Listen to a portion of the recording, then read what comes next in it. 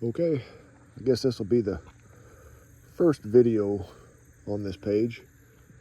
So today I am at Johnson-Sauk State Recreation Area in Illinois, kind of northern Illinois. Well, very northern Illinois to me. But I'm standing outside their 58-acre lake. Looks like it's a no-wake lake.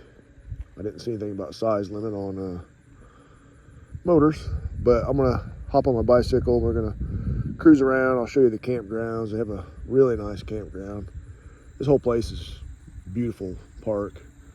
There's a little restaurant up here currently called Jack's Place.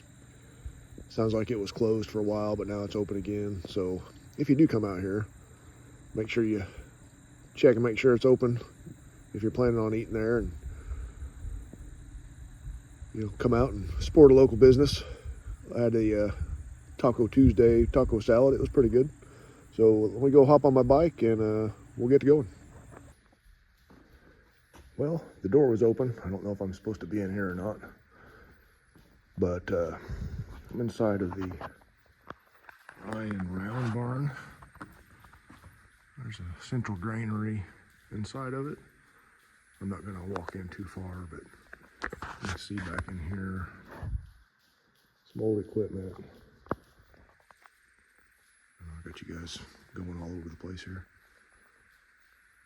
But very cool building. Some pictures. Looks like some of it being made. This place was made in the early 1900s. We'll go outside and get a look here. I wasn't sure if I was actually supposed to be inside or not, so I didn't want to linger. I do think they have tours, and that it's kind of the dead season. It's almost mid-September. There's basically nobody in this place. I had the campground almost to myself. There's maybe 6 or 8 other campers there. Of course, they were all living large, and I'm in a 2-person backpacking tent. But anyway, here's the round barn. I always like these things. You don't see many left anymore. I know the ones, or the few that we had back around where I grew up at, they've all been torn down or fallen in or whatever. I think there's maybe 1 or 2 left, but I always like them. They're neat buildings. Okay, when you come back to the camping area, on the east side of the road, your left, is the tent camping. There's a little road you can drive back to unload your gear, and then, but you can't park back there. There are 70 Class A camp spots with electricity, and 25 primitive tent only spots. I really like this east side here. So if you're looking at your map, it would be across from the bathhouse or shower house, whatever you want to call it. I guess bathhouse is something different, but it's all those pines. For me, it kind of reminded me more of like being out west, or maybe up north, West Wisconsin, Michigan or something. But that's actually where I camped at last night. Or the last few nights, I really liked it back there.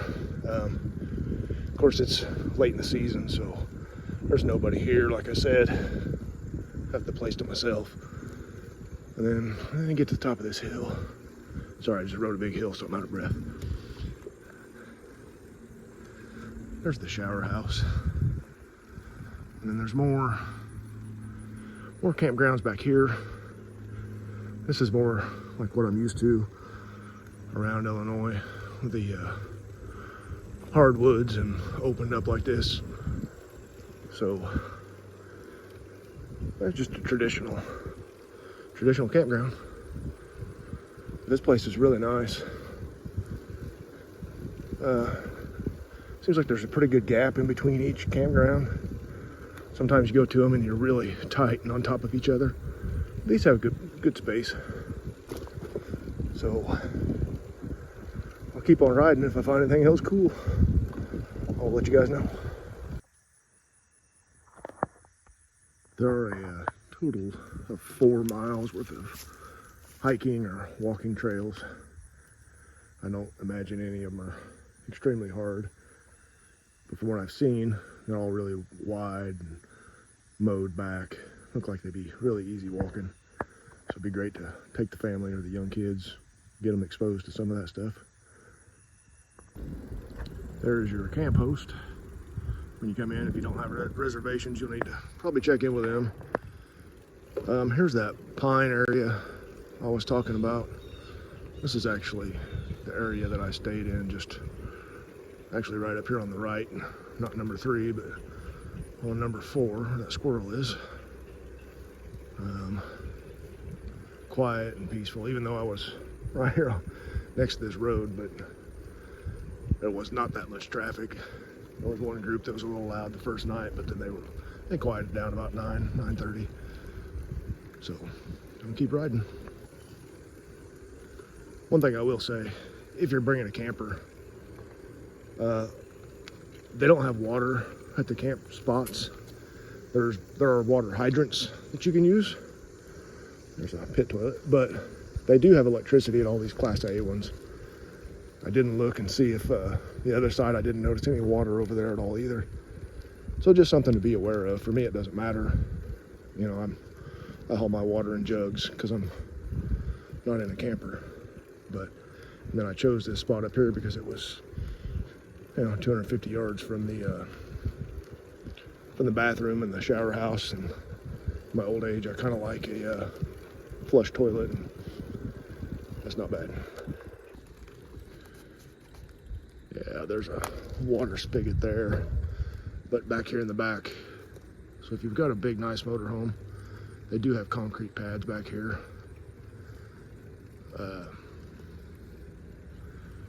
So if you're worried about that, that's, there's several really nice, I'm assuming handicap ones, I'm not sure, but big pad, so you got a place to park your RV.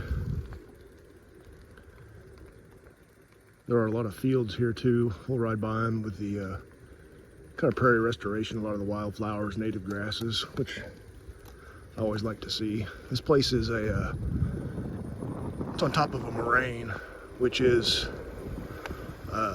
when the glaciers, this was probably covered with several hundred feet of ice at one time, ice and snow. When the glaciers receded, a moraine is all the stone and rock and dirt that's caught up in the glacier. When it melts, it leaves it behind, and that's why you get this hilly area. Sometimes it would form like a hole and it would all wash down in there. It's pretty interesting, really.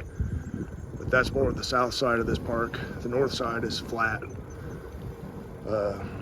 more of a prairie type look. So some varied terrain. Some of these hills on a bike are pretty good. This is a great place to ride a bike though.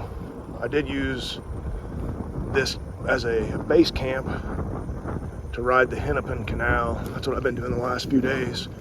Is camping here, and I just drive over and find a trailhead to park at, and then ride the Hennepin out and back, which is a great ride. I highly suggest it. Or if you want to camp it, you can backpack it, because at the locks, or most of the locks, there is camping, free camping, no power or running water. And there are no services really along the trail provided. Like most trails have water. Here, there's just some pit toilets here and there, but there's no water or anything like that. You'll have to make the drive into the town, or the ride into the town, to get water, and sometimes that can be a bit of a pain. I just carried extra so I wouldn't have to do that. But just a heads up. There you go. If you want to pause it and read that. This is, what Illinois used to look like. Grasses, I think that's some big blue stem in front of us, but all the native grasses, kind of low down here. But they're doing some restoration work. You can hear them in the background grinding some stuff off. So this north end of the park, there's a lot of this.